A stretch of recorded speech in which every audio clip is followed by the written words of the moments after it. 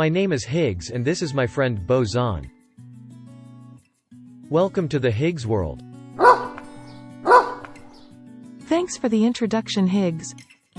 In this presentation, our goal is to offer you a quick summary of the research and conclusions. We follow inquiry-based learning model where students take lead in learning. First, they get a quick review of the research via the videos. Second, they review the paper to learn and understand key concepts. Finally, they can follow up with further research on their own to dig deeper. In the end, students would have learned something new, latest and relevant. Isn't that wonderful, Bozan? Great point, Higgs. Please follow the links to review the research in further details. We want to thank all the authors and publishers for making this research public, thereby advancing science and innovation. Please like, share and subscribe.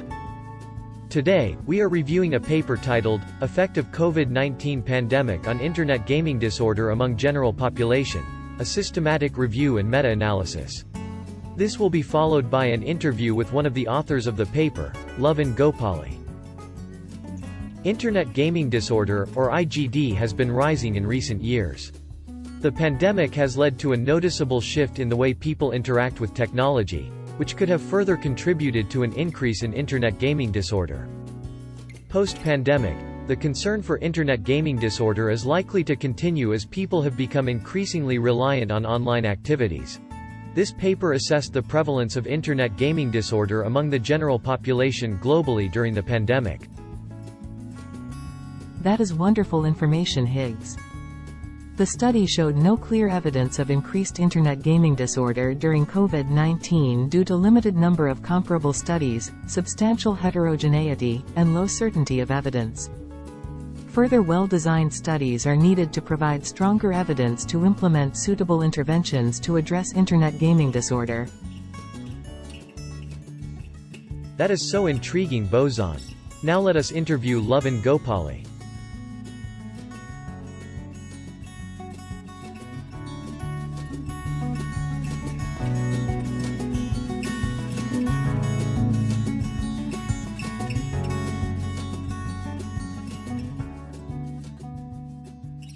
Hello, my name is Rachita. I am currently in grade 10 and I have a passion for STEM. And currently I am the co-founder of Higgs World, which is a social enterprise whose goal is to bring research forward, especially to high school students. So far we have reviewed over 100 research papers and we now make short and fun videos about them. And we're starting a new initiative where we interview researchers themselves. So today we have Lovin Gopali, who is going to discuss his paper, The Effects of COVID-19 Pandemic on Internet Gaming Disorder Amongst the General Population, a Systematic Review and Meta-Analysis. Welcome. Thank you for finding time to talk to us. Thank you for having me, actually. Okay, so just to start, briefly tell me about yourself. Where do you work? What's your area of research, etc.? Okay, so once again, hello. My name is Lovin Gopali. I'm from Nepal, and currently I'm working as a research officer in one of the private company here in Nepal, which is called Health Action and Research. So basically my workplace, what we do is we focus on promoting evidence-based researches here in Nepal. So That's great. So your research paper is on internet gaming disorder. So can you give us like an explanation of what that is? Yes, so first of all, I would like to talk about a brief history of what inspired us to actually work on that research. So basically, me myself, when I was younger, I used to be an avid video gamer myself. And during that course, that I faced a lot of, I wouldn't say big problems, but tiny bit of problems, which was caused due to excessive gaming, you can say, like lack of sleepiness and having junk. And I was way unhealthy back in the day. And I always had this in back of my mind that, yes, there might be people who might be facing something similar as I'm doing, or maybe even worse. So that's when I first enrolled after my undergrad was completed, then it was the first time that I thought to myself that maybe we can do a research related to internet gaming, and my boss and everyone was quite supportive and they were happy about it that I came up with a topic, and that's how it went. And we're so glad that actually it even got published. So that's really, really good. It's good to hear that it's based off like personal experience.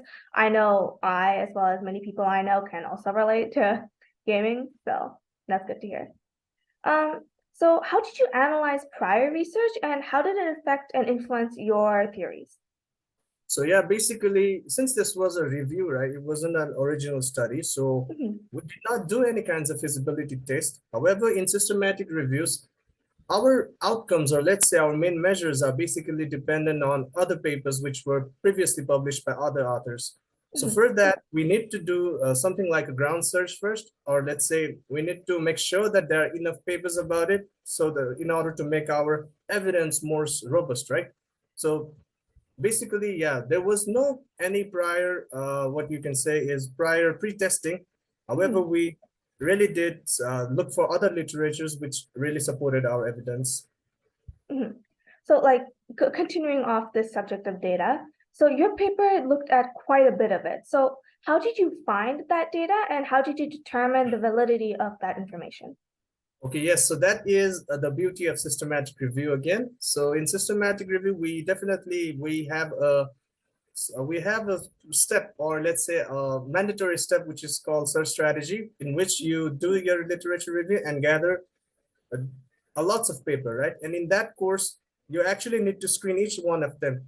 So Mhm. whichever matches your outcomes, so you just select all of them. And in that course, there's a high chance that all the papers with the favorable data, or let's say all the papers having similar data, gets fall onto the same place.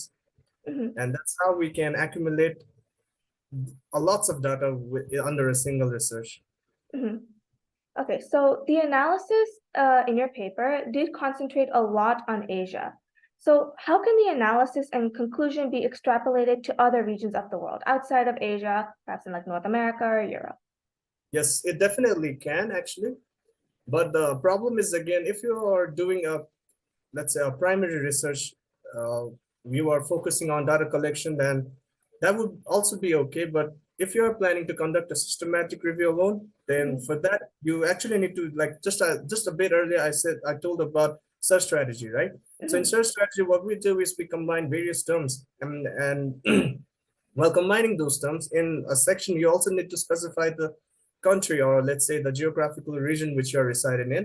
So Mhm. if you try to make it as specific as possible, let's say you are trying to focus on America or other Northern American countries. So in Mhm. that case, you can actually use the keywords of, for example, let's say you can use keywords like Mexico, or combine it with other like Canada or USA. So you can just combine them all and try to fetch as many papers as you want. So I would say, yeah, it is definitely possible to do it outside of Asia as well. Okay. So what are you planning for the future with your research and your thesis? And do you plan on keeping the same team with IGD? Actually, no, not just IGD. Like my research mainly involves lifestyle related problems. So other like how the newer generation are, like, let's say, okay, let me repeat that again. Yeah. So with the advancement of the worlds, the newer generations have come up with some new problems every time, right? So like recently, I am also working on a paper which is related to vaping, e-cigarettes and Mhm. vaping. Yes, So yes. every modern day problems and associated with these upcoming generations, yeah, my research will be around them. So Okay. it's not just IGD, but all sorts of lifestyle related problems. That's really good, especially with like our youth these days. It's great to have this kind of research. And as we said, it's our Higgs World is targeted towards high school students, so I'm sure people will be quite interested. So that was really insightful. Thank you again for your time. That was an interesting paper and interview. Hope you liked it. Please follow the links to review the research in further details. Please like, share and subscribe. Also, here is a quick snapshot of our work. See you next time.